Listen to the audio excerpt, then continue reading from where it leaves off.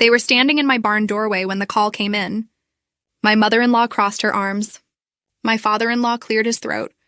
"We deserve a cut," he said. This was always family property. The auction house had just offered me $12 million. $12 million. 6 months ago, these same people called me an idiot for buying a single can of wood stain. They laughed when I said I was restoring my grandfather's old barn. They told me I was throwing money into a fire. Now they wanted their share. But here's the thing. I had the deed. I had every receipt. I had the appraisals. And I had something they didn't even know existed. So how did we get here? And what made them think they had any claim at all? Before we dive in, drop a comment. Where are you watching from and what time is it right now? Hit that like button and subscribe because you're going to want to see how this ends. Let me take you back 6 months. My grandfather was a craftsman.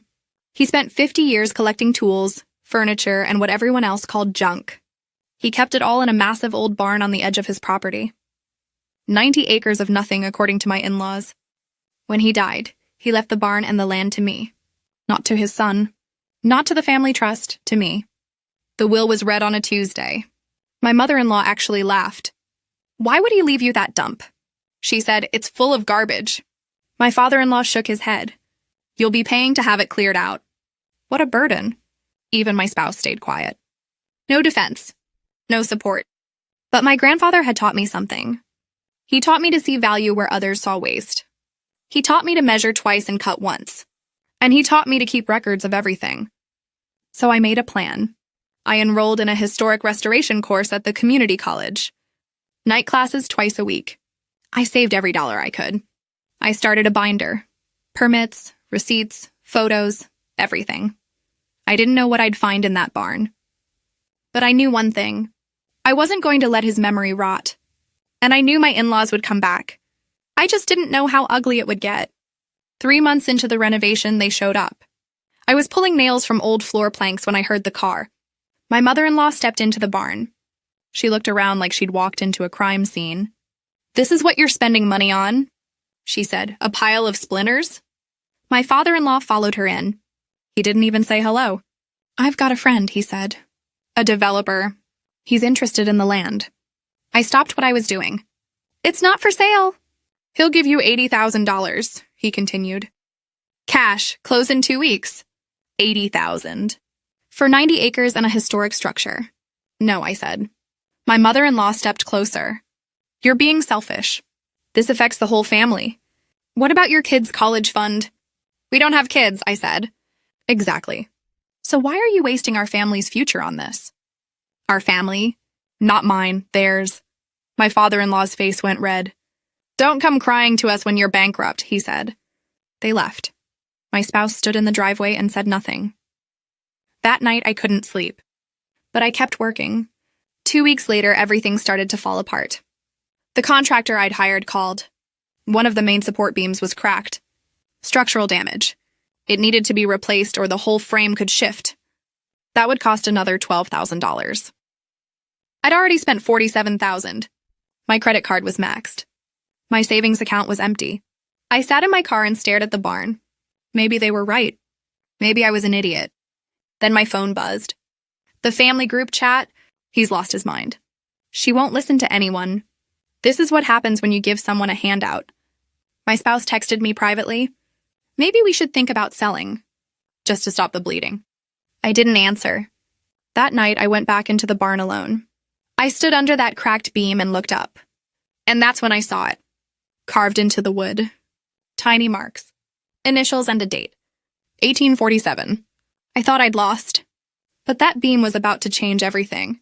I took a photo of the marks and ran a search. The initials matched a man named Samuel Hewitt. He was a master builder in the 1800s. His work was famous. Barns, churches, estates. Most of his buildings were gone. Torn down or lost to time. But county records showed he'd built a estate barn on this exact plot in 1847. My grandfather's barn. I called a historical conservator the next morning. She drove 3 hours to see it. She walked the frame for 20 minutes without saying a word. She ran her hands over the joints. She took measurements. Finally, she turned to me. "These mortise and tenon joints," she said. "This is museum-grade craftsmanship." She wrote up a preliminary appraisal on the spot. The structure alone, not the land, not the contents, just the timber frame. $150,000 to $200,000. I had the appraisal printed, signed, and dated. I put it in my binder, and I didn't tell my in-laws a single word, because I had a feeling there was more. Word travels fast in a small family. Somehow my in-laws heard I'd brought in a conservator. My father-in-law called me 2 days later. "What are you hiding?" he said. "You brought in an appraiser. You're planning to sell and cut us out." "I'm not selling," I said. "My lawyer says we can challenge the will. Undue influence. Your grandfather wasn't in his right mind." I hung up. A week later, my mother-in-law organized a family dinner. Everyone was there. Aunts, uncles, cousins, my spouse.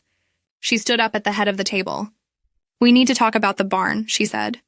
"About fairness. About what Grandpa would have really wanted." She looked right at me. He wouldn't want one person hoarding everything while the rest of us struggle. My father-in-law nodded. "We're asking you to do the right thing. Share whatever you find. For the sake of peace." My spouse reached for my hand under the table. "Maybe you should," they whispered. "Just to make this stop." I pulled my hand away. I didn't say a word. I just took notes. They wanted a war. So I called in an expert. I hired a fine art and antiques appraiser. My grandfather had stored things in the loft. Boxes, crates, furniture covered in tarps. I'd barely touched any of it. The appraiser spent 2 full days going through everything. On the second day, she called me over. She was holding a cabinet. Small, simple, beautiful. "This is signed," she said. "Do you understand what that means?" It was a shaker piece, original, authenticated. She kept going. Victorian-era tools, original folk art paintings, early American furniture. Every single item matched my grandfather's handwritten inventory. He'd known exactly what he had. She handed me the final report 3 days later. 37 items. Total estimated value, $1.2 million to $1.8 million. And that didn't include the barn itself. She put me in touch with Sotheby's. I sent them the appraisal. They called me back in 4 hours. I signed the consignment agreement that night. And I still didn't say a word to my in-laws. The clock was ticking. A week before the auction, I got a text. It was from my spouse's younger sibling. We'd always gotten along. "Can we talk, just us?" We met at a coffee shop outside of town. They slid a folder across the table. "I need you to know why they're doing this," they said. Inside were bank statements. A foreclosure notice. My father-in-law had lost $218,000 in a bad investment. He was 3 months from losing his house. He'd already promised his developer friend a finder's fee if the barn sale went through. He'd already spent it. My mother-in-law was terrified. Losing the house meant losing her image. Her standing. Everything. They weren't protecting the family, my sibling-in-law said. They were protecting themselves. I looked at the foreclosure notice. The date, the amount. Then I looked up. Did my spouse know? A long pause. Yes. I drove home in silence. That night I asked my spouse directly. "You knew?" They wouldn't look at me. That was all the answer I needed. Now I knew exactly what to do. The next morning I called an estate attorney. I brought every document I had. The will, the deed, the appraisals, the receipts. He reviewed everything. "The will is airtight," he said. "They have no standing, none. What if they try to file anyway? Let them. It'll get dismissed. And it'll cost them." I thanked him and left. 2 days later, I met with the Sotheby's team. They'd reviewed the full inventory, the barn, the contents, everything. "We'd like to feature this as a spotlight estate," the rep said. "Full marketing. Americana Week. We're projecting $10 to $15 million combined." I signed the contract. They scheduled the auction for 6 weeks out. I sent a formal cease and desist letter to my in-laws. Certified mail. Return receipt requested. It was polite. It was clear. Any claim to the property or its contents would be considered harassment and pursued accordingly. My father-in-law called me 18 times that day. I didn't pick up. The auction was set. My in-laws found out 3 days later. Auction day. The Sotheby's gallery was packed. Collectors, dealers, museum reps, press. I sat in the 3rd row. The barn structure was lot 12. The contents were lots 1 through 11. Bidding on the contents started fast. The shaker cabinet alone went for $460,000. By the time Lot 11 closed, the running total was $3.6 million. Then the doors opened at the back of the room. My in-laws and their attorney. My father-in-law marched up to the front. He was red-faced and shaking. "Stop this auction," he said. "That property is under dispute." The auctioneer paused. The room went silent. My attorney stood. He walked calmly to the front. He had his iPad. He turned it toward the room. Last will and testament. Notarized, uncontested. Swipe. Property deed. Sole owner. Swipe. Renovation receipts? $47,234. All from my client's personal accounts. Swipe. Certified appraisals. Authenticated inventory. He looked at my in-law's attorney. "Your clients were sent a cease and desist. They have no claim. None." Security stepped forward. My father-in-law's attorney whispered something to him. They stepped back. The auctioneer cleared his throat. Lot 12. Architectural timber frame, circa 1847. Opening bid, $2 million. Paddles went up. $3 million, 4, 5, a museum foundation. An architectural salvage company. A private collector. $6 million, 7, 8. Sold, lot 12. $8,400,000. The gavel fell. My mother-in-law's face went white. "This is theft," she said. I stood up. "No," I said. "This is inheritance." I walked out. Total hammer price, $12 million. My in-law's developer friend sued my father-in-law for the finder's fee. $20,000 he'd already spent. They lost their house 4 months later. I didn't gloat. I didn't call. I set a boundary. No contact. Ever. My spouse moved out 2 weeks after the auction. We didn't fight. We didn't yell. We just signed the papers. I grieved, but I also felt relief. You can't build a future with someone who chose silence when you needed support. I used $2 million to endow a scholarship in my grandfather's name. The Craftsman Heritage Scholarship. It funds trade school and restoration training for kids who can't afford it. I donated another $500,000 to establish a rural heritage museum.